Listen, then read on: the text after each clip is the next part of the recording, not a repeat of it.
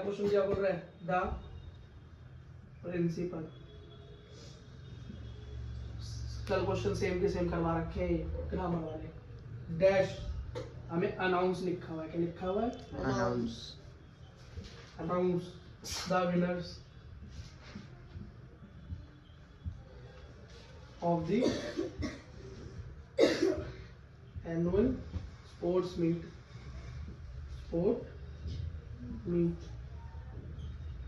during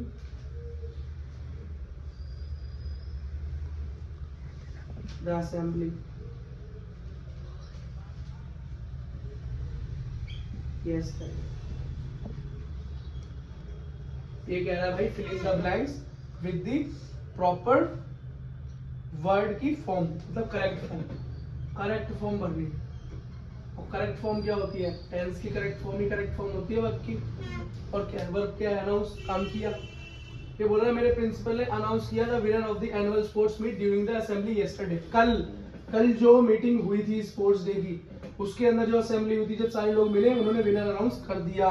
कल हो तो चुका क्या है, अनाउंस। सेकंड बेटा पास कैसा है, पास सिंपल है।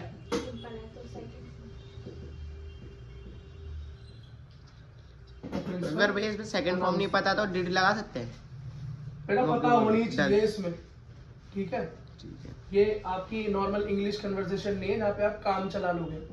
हमने क्या था, नॉर्मल इंग्लिश कन्वर्सेशन में ना है तो आप काम चला सकते हो, लेकिन जब आपका एग्जाम होगा, जब आपका टेस्ट होगा, बेटा वहाँ पे काम चलाने की बात नहीं होती।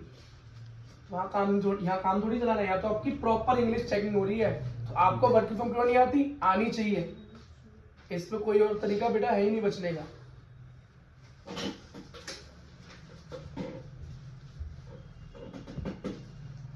अगला देखो, ठीक है।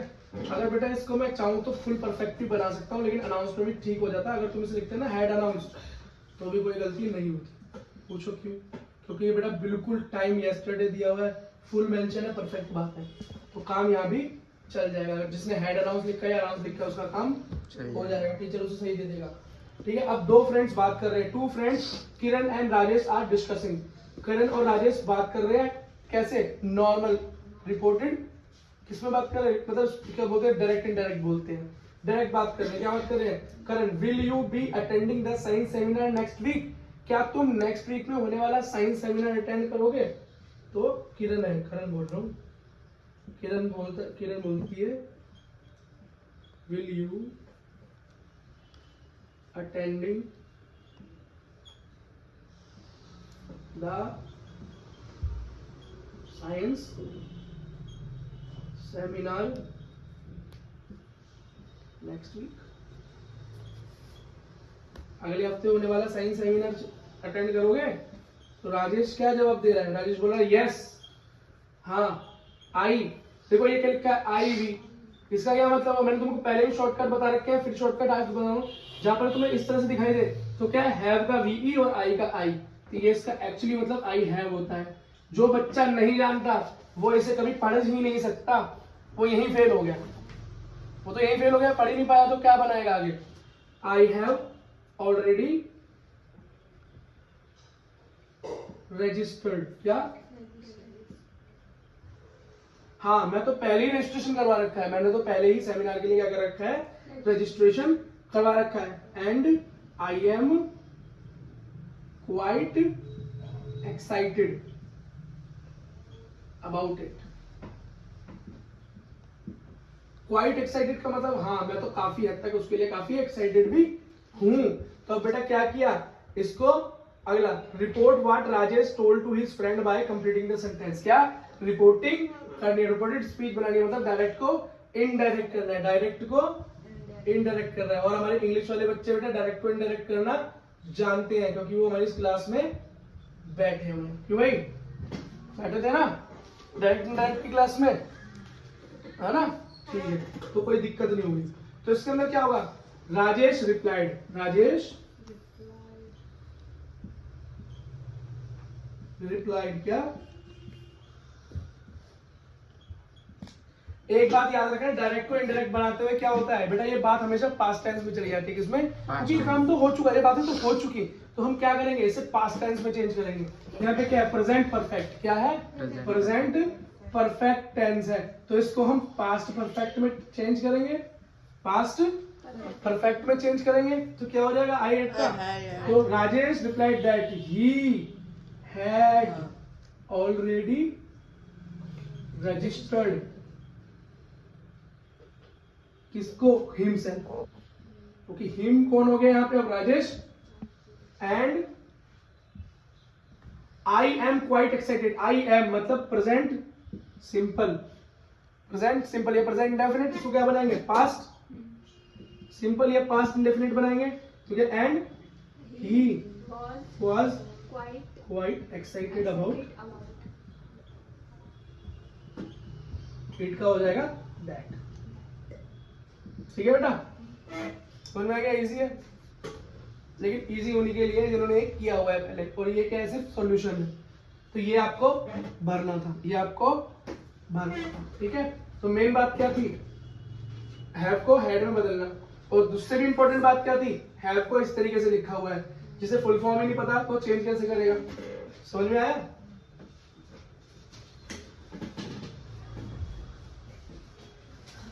और बेटा जिसको अभी भी दिक्कत है इसको करेक्ट करने, तो हमने इस पे भी एक वीडियो लेक्चर उस दिन रिकॉर्ड किया हुआ था। Read the given dialogue carefully and identify the error and supply in the correction of the sentence. ठीक है बेटा, ठीक है बेटा। अब एरर फाइंडिंग के अंदर मैंने क्या बताया, Neetu says I didn't knew about the meeting, मुझे मीटिंग के बारे में नहीं पता था, और I would have attended it, नहीं तो मैं मीटिंग को अटेंड कर लेती। तो मैंने इसके अंदर क्या बताया बेटा, सेकंड फॉर्म जो न्यू है इसकी नॉर्मल फॉर्म नो लगेगी, क्योंकि वहां पे डिड नॉट का इस्तेमाल हो रहा है, तो डिड के साथ बेटा फॉर्म वर्ब की फर्स्ट ही यूज होती है। तो ये क्वेश्चन का आंसर हो गया। अगला बेटा क्वेश्चन है कि टीम का एफर्ट बहुत कमेंडेबल था, बहुत ही प्रशंसनीय था, उन्होंने वो सब अचीव किया, मतलब उस सबसे भी ज्यादा अचीव किया जो हमने सोचा था, तो क्या होगा, मोर देन, जो भी उन्होंने एंटिसिपेट किया था।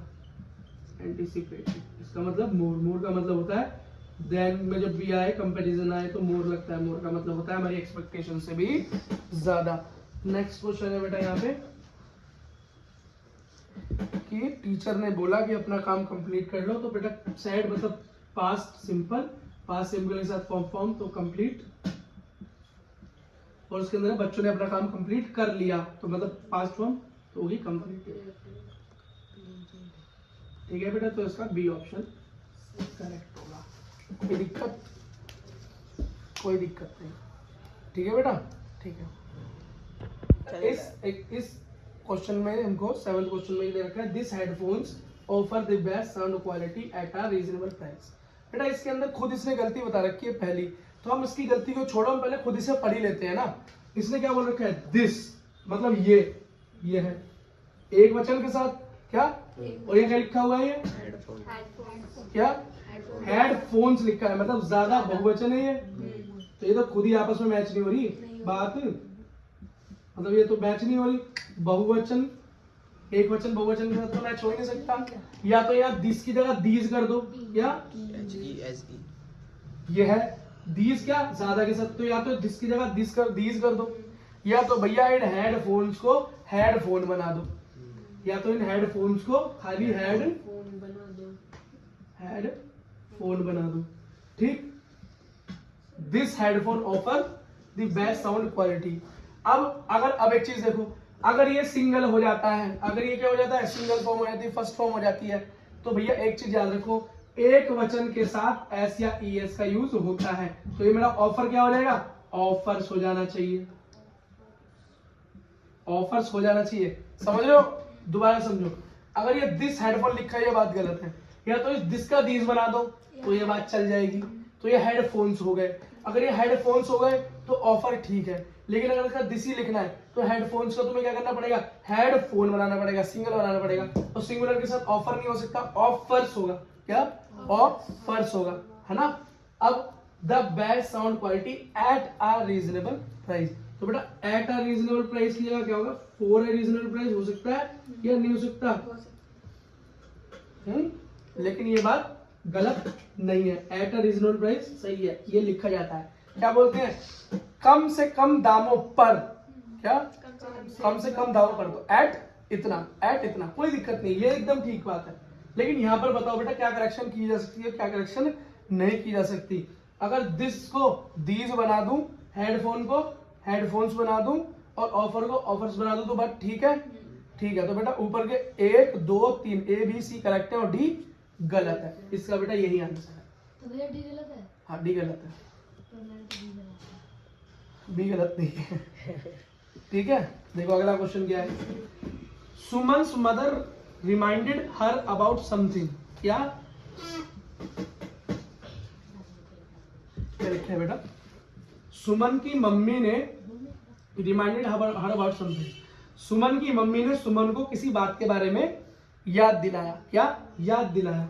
सुमन्स मदर रिमाइंडेड हर, अब बेटा क्या है, इनडायरेक्ट और इनडायरेक्ट डायरेक्ट स्पीच की इनडायरेक्ट स्पीच बनानी है। देखो 2 बार आ गया, क्या है, बहुत आसान है। बैठ जा मेरे सर पर। और ऊपर से आसान क्यों है, नीचे बनाकर दे रखा है और हमको तो सही करना है। सुमन्स मदर रिमाइंडेड, और वो भी आधा बना के दे रखा है, आधा बताना है, क्या आधा बताना है। और ऊपर था क्या, सुमन्स मदर, क्या था क्या एक्चुअली, डायरेक्ट स्पीच, सुमन्स सुमन की मदर रिमाइंडेड हर अबाउट किसी चीज के बारे में याद कराया। तो सुमन्स मदर रिमाइंडेड हर, कौन सुमन, क्या सुमन। तो इसमें बेटा या ऑप्शंस में से कुछ एक भरना है। पहला क्या है, that she should take her umbrella in case it rains, मतलब that she should take her umbrella in case it rains, इसने बोल रहे अगर बारिश हो तो अपना अम्ब्रेला, अपना छाता साथ में ले जाना चाहिए। अगला, to take her umbrella because it was raining, तो उसने बताया कि भैया रेन हो रही है तो अपना अम्ब्रेला साथ ले जाओ। एक बात तो याद रखना, इनडायरेक्ट स्पीच को जब मैं इनडायरेक्ट स्पीच बनाता हूँ, डायरेक्ट स्पीच को जब मैं इनडायरेक्ट स्पीच बनाता हूँ तो बेटा मैं क्या पास्ट टेंस में बनाता हूँ, किसमें बनाता हूँ, पास्ट टेंस में बनाता हूँ, ठीक है ना। तो मुझे पास्ट टेंस का इस्तेमाल करना, तो पास्ट टेंस वाले करेक्ट फॉर्म होगी, ठीक है। अगला क्या है, to not leave her umbrella as it will rain today, अपना इट विल रेन टूडे कि आगे हम बारिश होगी, ये मत अपना अम्ब्रेला लेकर जाना। Not to forget to take her umbrella as it might rain that day, हो सकता है कि उस दिन बारिश हो जाए तो अपना अम्ब्रेला भूल के मत जाना। Do not forget to take her umbrella as it might rain that day. बताओ बेटा क्या आंसर हो सकता है, टाइम लो अपना, सोचो जल्दी बताओ। सुमन की मम्मी ने उसको बात याद दिलाई, तो जो बात याद दिलाई वो इनमें से कौन सी करेक्ट फॉर्म हो सकती है, 4 ऑप्शन हमने पढ़े थे, जल्दी बताओ।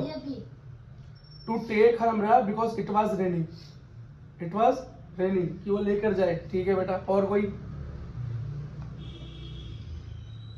देखो पहला तो बिल्कुल भी नहीं होगा, ये तो पक्की बात है कि बाहर बारिश हो रही है या होने वाली है ना। तो उसकी मम्मी ये तो बोलेगी अगर रेन हो जाए तो अम्ब्रेला ले जा, नहीं ले जा, मतलब इसमें से नीचे बी सी और डी में से एक आपको ठीक करना है। तो देखो to take umbrella because it was raining, मतलब बाहर एक्चुअली रेनिंग हो रही है तो अपना अम्ब्रेला लेकर जाओ। तो इसमें बेटा रिमाइंड कराने वाली तो कोई बात ही नहीं है, वो तो उसको दिख ही रहा होगा, तो छाता खुद ले लेगी मम्मी के रिकमेंडेशन के बराबर। बी भी गया, सी और डी में से बताओ।